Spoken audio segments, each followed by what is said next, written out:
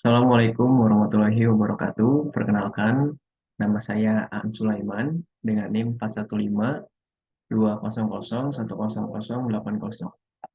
Kali ini saya akan mengerjakan ujian akhir semester nomor 2, yaitu pembuatan video untuk menjawab soal nomor 1 atau soal bagian 1 dari nomor 1 sampai dengan nomor 3.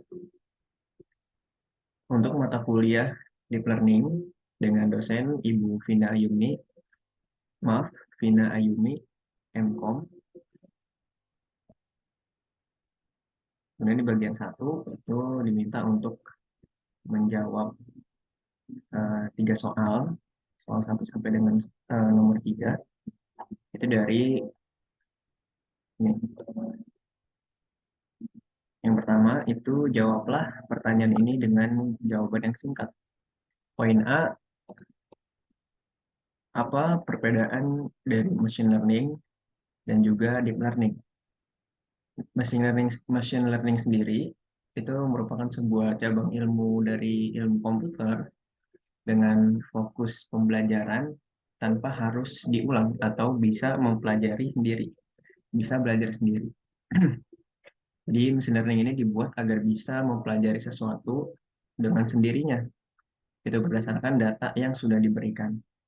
Nah, sedangkan deep learning ini merupakan cabang atau bagian dari machine learning untuk mengimplementasikan atau meniru cara kerja otak dari manusia yang biasa disebut itu neuron. Dan deep learning sendiri itu menggunakan artificial neural network. Jadi perbedaannya itu ada jadi perbedaannya itu adalah machine learning digunakan untuk mengelola data yang sangat besar dan efisien, sedangkan deep learning ini digunakan untuk mengambil keputusan dengan menggunakan algoritma tertentu. Sama-sama untuk digunakan untuk mempelajari sesuatu, namun deep learning ini cara kerjanya meniru otak manusia seperti itu. Kemudian untuk yang poin B, apa tujuan dari pembelajaran atau training pada pemrosesan data?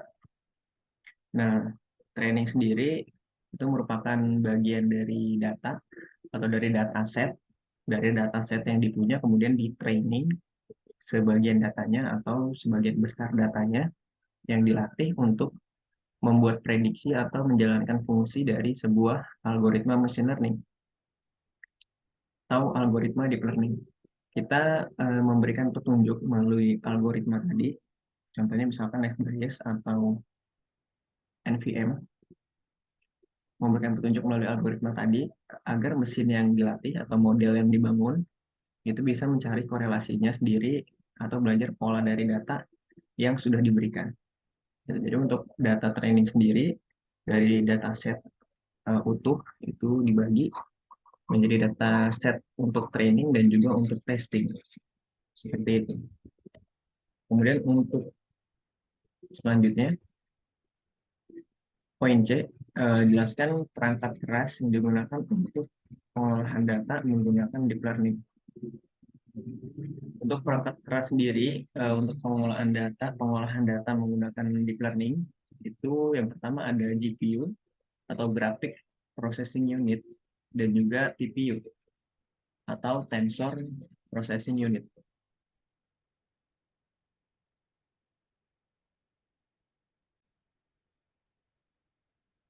Maaf, saya lanjutkan. Jadi untuk perangkat keras yang digunakan sendiri itu ada dua untuk pengolahan data menggunakan deep learning. Yang pertama itu ada GPU atau Graphic Processing Unit dan juga TPU atau biasa disebut itu Tensor Processing Unit. Nah, GPU dan TPU ini merupakan unit pemrosesan data di dalam perangkat keras komputer yang memungkinkan operasi matriks dapat dilakukan dengan cepat.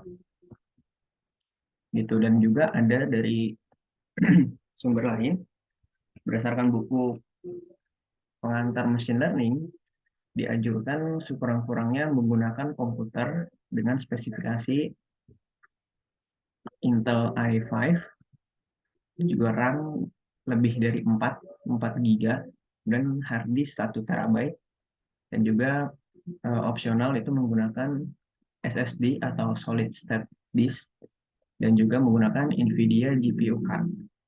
Seperti itu. Lanjut ke nomor 2, jelaskan topik pembahasan berikut ini. Untuk poin A ada single perceptron. Nah, single perceptron ini merupakan sebuah jaringan syarat tier 1 yang terdiri dari satu layer pemrosesan data. Gitu. Jadi perceptron atau single perceptron merupakan jaringan syarat tier 1 yang terdiri hanya satu layer pemrosesan data. Kemudian dilanjut, yang poin B itu Bayesian probability. Nah, Bayesian probability atau teorema Bayes ini merupakan sebuah teori atau rumus dalam matematika untuk memprediksi sesuatu yang ada di masa depan gitu, atau probabilitas. Nah, fungsi utama Bayesian probability ini untuk mengukur kemungkinan apa saja yang terjadi dalam sebuah kejadian atau sebuah probabilitas seperti itu.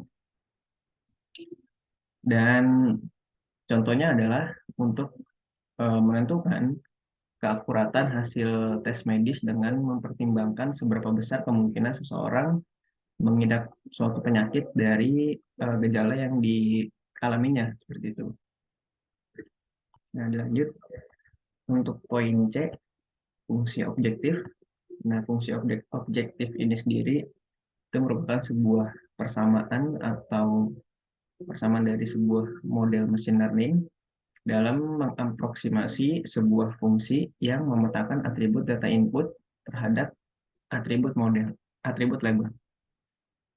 Nah, jadi sebuah fungsi objektif ini memiliki peran yang sangat penting di dalam proses pembelajaran model machine learning karena merupakan pengarah dari algoritma pembelajaran untuk bisa mencapai nilai parameter model yang optimal.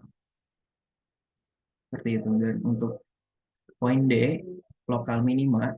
Jadi lokal minima ini merupakan sebuah nilai minimum atau nilai yang paling kecil dari suatu domain atau suatu daerah lokal, atau bisa juga disebut lokal minima ini nilai minimum suatu fungsi yang secara kolektif merupakan yang paling kecil atau yang paling minim, baik dalam rentang tertentu, rentang fungsi itu tertentu, atau dari keseluruhan domain atau daerahnya. Seperti itu. Kemudian untuk nomor 3 itu jelaskan mengenai convolutional neural network berdasarkan A. Konsep kerja CNN atau convolutional neural network.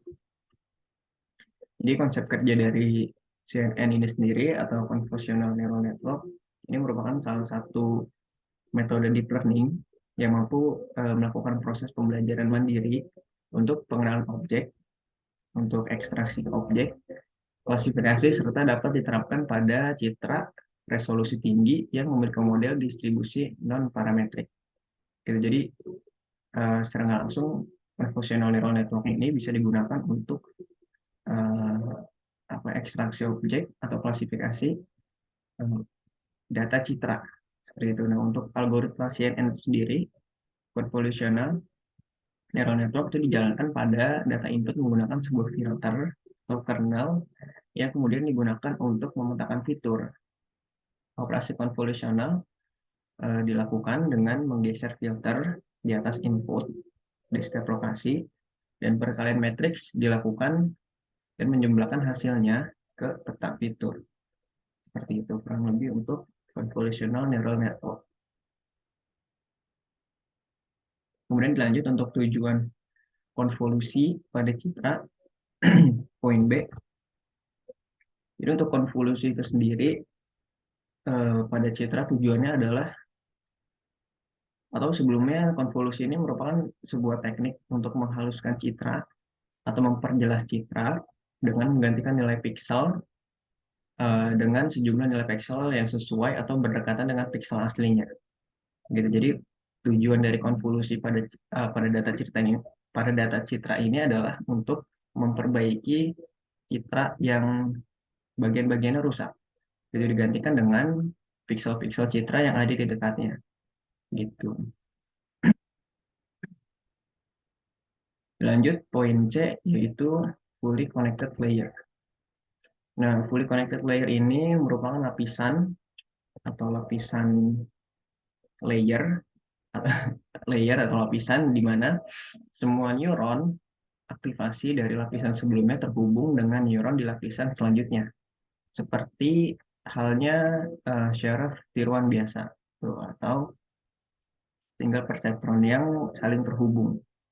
Jadi fully connected layer itu lapisan di mana semua neuron aktivasi atau neuron-neuron yang kecil-kecil yang bulat-bulat itu terhubung satu dengan lain-lainnya.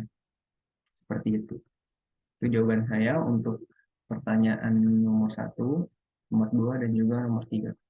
Terima kasih. Assalamualaikum warahmatullahi wabarakatuh.